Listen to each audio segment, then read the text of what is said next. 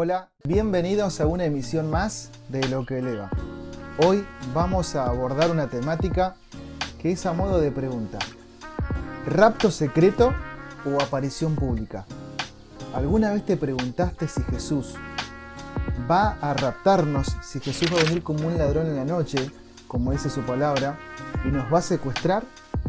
¿O si Jesús se va a aparecer públicamente ante los ojos de toda la humanidad, como lo dice su palabra también, y que va a ser como una especie de relámpago que se va a ver desde el oriente hasta el occidente? Si alguna vez te preguntaste eso, bueno, perfecto, porque hoy de ese tema vamos a hablar. Así que si estás listo, vamos a empezar.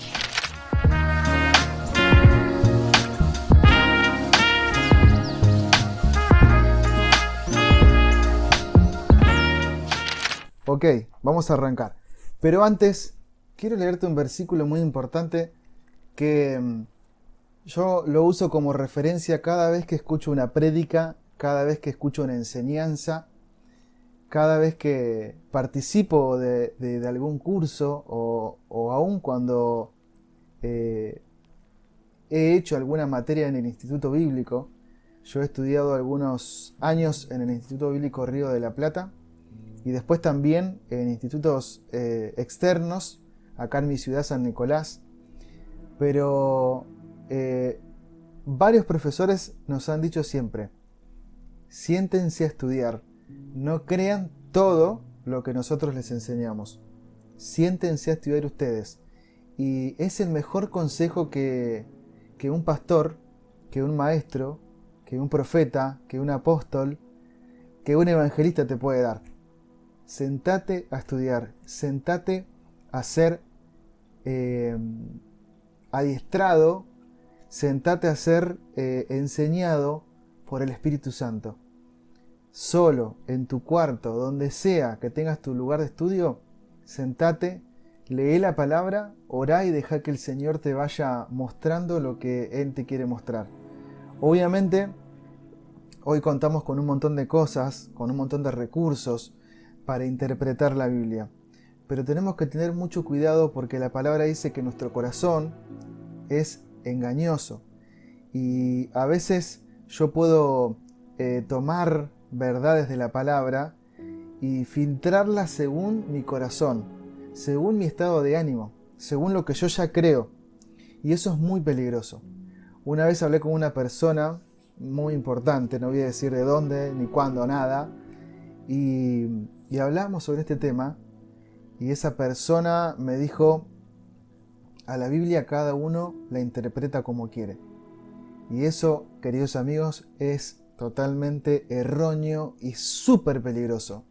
Porque si yo interpreto la Biblia como yo quiero, la voy a aplicar en circunstancias en las que la palabra no tendría por qué ser aplicada en esas circunstancias. No sé si me explico. Pero yo no puedo tomar una palabra y usarla a mi gusto cuando Dios tuvo una intención en escribir esa palabra. Por eso tenemos que tener mucho cuidado y conocer primero el corazón de Dios en oración, buscándolo, y después sentarnos a leer su palabra, que es la palabra profética más segura. Más allá de lo que te pudieron haber dicho como profecía, tenés que ir siempre a la palabra profética más segura, que es la palabra de Dios. La palabra de Dios es la palabra profética más segura. Así que, como un consejo de amigo, sentate a estudiar la palabra en oración. Cada vez que Dios me habló una verdad y se hizo carne en mí, esas verdades que nunca te puedes olvidar, fueron en contextos de búsqueda. En oración, después de terminar de orar, me senté a leer y de repente estoy leyendo un capítulo completo de la Biblia y de ese capítulo salta un versículo que parece que me quiere decir algo y es como si tuviera que volver una y otra vez a leerlo y hasta que el Señor parece que me saca capas y capas y capas y capas o velos tras velos y me hace ver la verdad que Él quiere que yo sepa.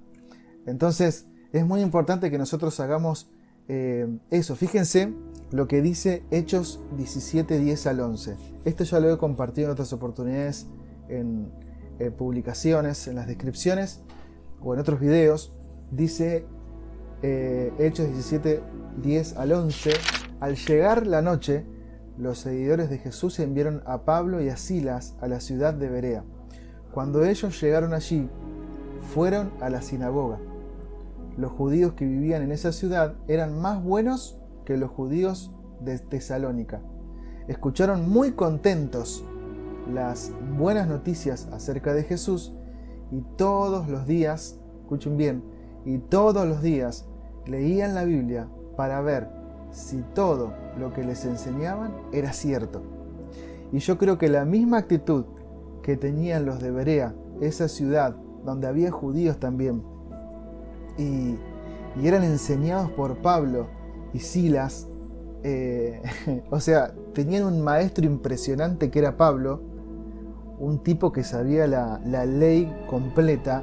Sin embargo, al tener un encuentro con Jesús, él predicaba al Cristo crucificado, al Cristo resucitado y al Cristo que iba a venir. Y esas enseñanzas, con todo el bagaje de información que él tenía de la ley y del Antiguo Testamento, eran un aval total, más la experiencia que él tuvo con Cristo al encontrarse con él, y que el mismo Cristo lo reclutó como apóstol. Es increíble eso, el mismo Cristo lo evangelizó y lo reclutó. Y con todo ese aval que él tenía de las experiencias y del conocimiento, él enseñaba. Sin embargo, los de Berea, aunque eran buenos, conocían su testimonio, se sentaban todos los días a estudiar la palabra de Dios para ver si lo que Pablo les enseñaba y lo que Silas les enseñaba era cierto o no. Entonces, tenemos la mejor referencia de cómo tendríamos que ser nosotros aún en nuestras propias congregaciones. A mí me encanta cuando un pastor enseña desde la palabra, desde la verdad, y no desde lo que se le ocurre o lo que le parece, o desde la manipulación, porque suele pasar lamentablemente usar un versículo o un capítulo de la Biblia para querer tal vez como, no sé, no me gusta la palabra, pero es cierta, manipular una congregación. Eso es terrible, porque tal vez eso puede llegar a formar a los oyentes de manera incorrecta. Entonces, vos como oyente, yo como oyente, siempre tenemos que estudiar la palabra cuando escuchamos algo que nos activa. Hay palabras que nos motivan, hay palabras que nos activan, pero hay palabras que nos transforman. Y la palabra que nos transforma es la palabra de Dios. Por eso, como les decía, me encanta cuando un pastor predica la verdad, yo me acerco y se lo digo. Por ejemplo, mi pastor se llama Rodolfo Espíndola y es una persona que es muy cuidadosa en el estudio de la palabra y en la exposición de la palabra. Y es alimento sólido, es alimento que no está vencido, es alimento que es balanceado, es buen alimento. Entonces es como que uno, al encontrarse con la verdad que está expuesta a través del pastor, y al vos haber estudiado tal vez lo mismo, cuando esa verdad sale del pastor o de la persona que está enseñando, y vos ya la consumiste desde la palabra en tu intimidad, en tu tiempo con Dios, es como que hay una especie de motivación extra. ¿Por qué? Porque Dios ya te habló algo, y el pastor está hablando algo, o la persona que está predicando está hablando algo que Dios ya te dijo, y es como que hay un choque en tu espíritu que te motiva a seguir avanzando, que te hace crecer, y que eso produce transformación, que es lo que queremos o no.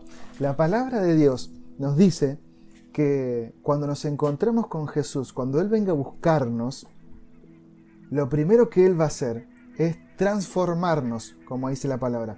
En un abrir y cerrar de ojos seremos transformados. ¿Transformados en qué? En su imagen y semejanza. Es decir, que todo el proceso de la vida cristiana, hasta que Cristo nos venga a buscar, va a ser transformación. Y si vos estás creciendo, si yo estoy creciendo en servicio en mi iglesia local, estás creciendo en rango de liderazgos o lo que sea. Estás creciendo tal vez en tu talento, estás creciendo tal vez en tus empresas, en tu economía. Y está bien, por ahí le atribuís todo eso a Dios, gracias Dios por hacerme crecer en esto y el otro. Pero si solamente estás creciendo en esas áreas, pero no estás siendo, o mejor, me voy a involucrar, no estamos siendo transformados. Es decir, si nuestro corazón no está siendo cada vez más blando como el de Cristo, si nuestro corazón no está siendo cada vez más bondadoso como el de Cristo, si nuestro corazón no está siendo cada vez más pacífico como el de Cristo, si nuestro corazón no está siendo cada vez más humilde como el de Cristo, estamos creciendo mal, porque estamos creciendo en cosas externas, en cosas que cualquier otra persona puede crecer. Y el verdadero crecimiento, la verdadera elevación está en parecernos más a Cristo. Eso es lo que la palabra habla de que cuando vamos viendo a Dios, vamos creciendo de gloria en gloria. Vamos siendo transformados hasta que cuando Él venga a buscarnos y se culmine el proceso de transformación. Esa es nuestra vida cristiana, nuestra verdadera vida cristiana, me parece.